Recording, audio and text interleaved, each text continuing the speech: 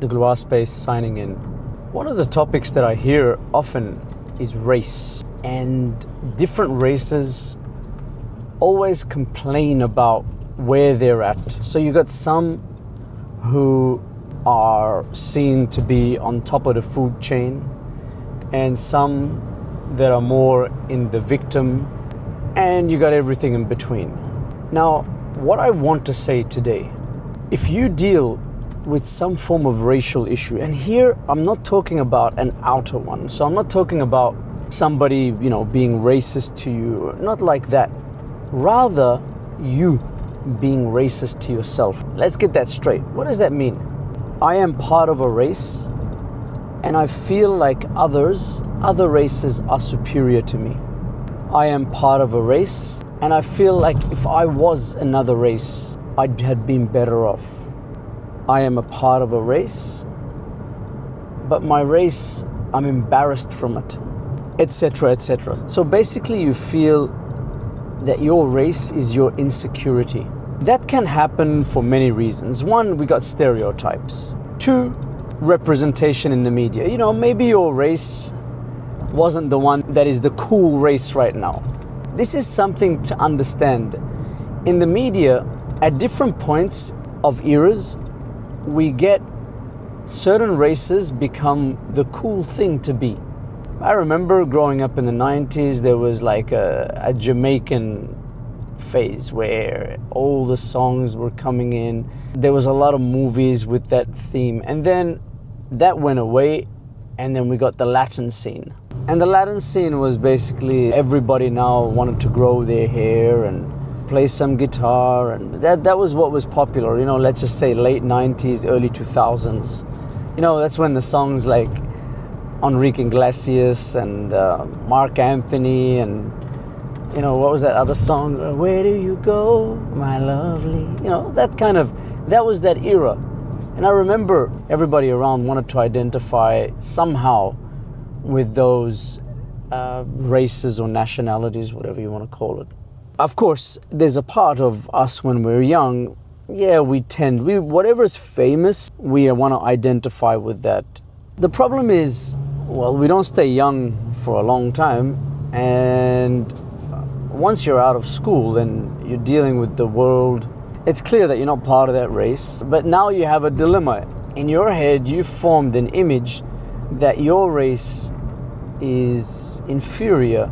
Your race isn't as cool as that race. If I was that race, girls would have liked me more. Another way is, if you're an immigrant and your race has migrated to a new country, when you first show up, you're seen as the new thing. And it's cool. Nobody knows much about you. You're the cool one, you look different, you sound different.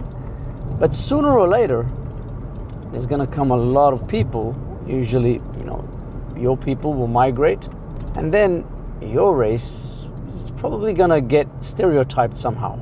And you start becoming a little bit timid, embarrassed by the stereotypes that have been formed.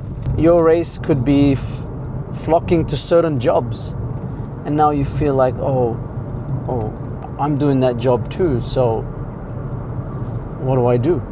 Your race could be flocking to certain studies. And so what happens is people form stereotypes about you, and then you become embarrassed from that. And so here we start having a bit of an identity issue. The identity issue of, I'm part of this race, I'm kind of not happy about it, I'm embarrassed by the people around me. The stereotypes you might get, you don't even know. It could be that you talk with certain accents that everybody thinks are funny. It could be that there's a lot of crime associated. It could be that you're money hungry. You don't know what it is. Now, of course, the solution to all this is pretty simple. I've never met a society where there are no good people. It's just never happened. I've met idiots from all races, and I've met amazing people from all races. That automatically tells me that there are always good seeds everywhere. People might say, hey, but the statistics point to this culture having more crime, this culture dealing more with illegal things, It could be a possibility. And this adds to your feeling that in the end of the day, is that who I am? And you keep thinking about the same thing. If I was not part of this race, if I was, that race is better. Now, this can lead certain people to try to become pleasers to other races, because you're always trying to prove to other people that my race isn't like that. I'm not like that. I'm the exception to the rule. The problem is pleasing people doesn't work. Not in race, not in anything else, because automatically when you're trying to get someone's approval, whether it's through race or not, it comes off not genuine. It comes off out of weakness. And then the opposite is also false. When you try, okay, now I gotta assert my dominance. I'm gonna show these people who we really are. We're strong. That also doesn't work. The reality is there's only one thing that actually works. Just be genuine about who you are. The people who will like you will like you. The people who won't like you, it doesn't matter what you do. You can raise the dead for them. You could split the seas for them, and it won't do you any good. That's it. They've taken a stance that they don't like you. Now, how do you be genuine? Be fair about your race. Don't put your race down. Don't put your race up. Another thing, if you can do this second one, it can lead to a huge transformation. Don't deal with races. Full stop. Now, this can be difficult depending where you live in the world. Let's just say if you're living in a place that is multicultural, that has a few different people, different races living there. If you can not deal with races at all in your mind, now on the outside you might have to deal with it a little bit, but in your mind, if you can truly understand that races are only skin deep. Yes, it's true that some races might fall into phases where they are the culprits in a particular society. Not all of them, but some of them. And then they become the face of danger for other people.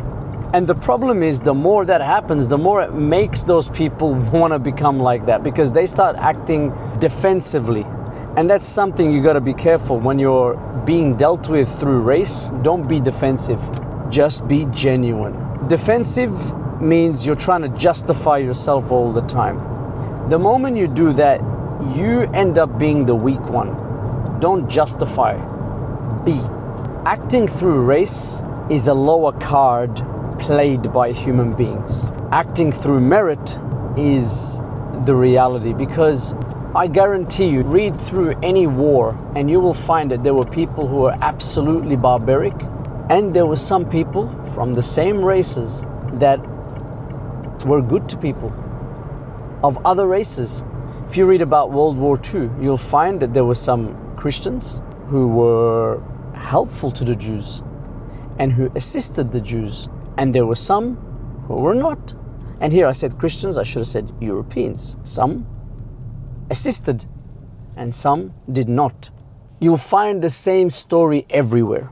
A story that I came across a while ago about a baby that was left in a village that was destroyed. This is in the Second World War. And the Japanese, who were quite brutal in the World War, there was a soldier among them who found this baby, and this baby was not from his race. The soldier couldn't save the baby himself. So what he did was he placed the baby in a place where he can be rescued, and he knew the American forces are going to be coming in. So he placed the baby in such a way that he can be found and rescued. And then this deed was completed by an American soldier. And I love this story so much because the baby, there were 3 different races, and the Japanese man, he bet on the fact that there's gonna be another person who's gonna rescue that. Now, you see the beauty of that and see that that quality of human being exists in all races. It doesn't matter. And you'll find the jerk, the idiot, also is in all races. So don't identify with race. It's an illusion. Race is not real. You're human. Your humanity is real. Now, if you can see these for what they are, you can slowly break your thinking patterns away from that. You can slowly know that the person who treats you according to your race, that person is the inferior. It doesn't matter what race they come from. They are the inferior, and they're inferior in their understanding. They're inferior in their quality of the human being that they are. These are the people that lead to destruction. Bring yourself to be aware of that. Don't participate in that.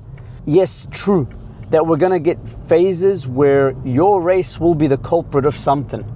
There are even minorities in the past few years that nobody had heard of that have become headlines. Every people will get their phase, they'll get their turn, well, they will be the bad guys somehow. They'll get chosen, there'll be the hat there, and you know that hat where you got all the papers and you pick one at random. Your race will eventually get picked for something. And the worst thing you can do is fall for that game and play it. Believe it. Don't. That's the worst thing you can do to yourself. So if you do happen to feel that your race brings you shame internally, it's actually not that bad of a thing. It might mean that you're starting to see the limitations of race. And not just your race, but all races. That race that you're trying to get approval from, there are total idiots from there. There are serial killers from there. There are rapists from there. Nobody has a chip on their shoulder.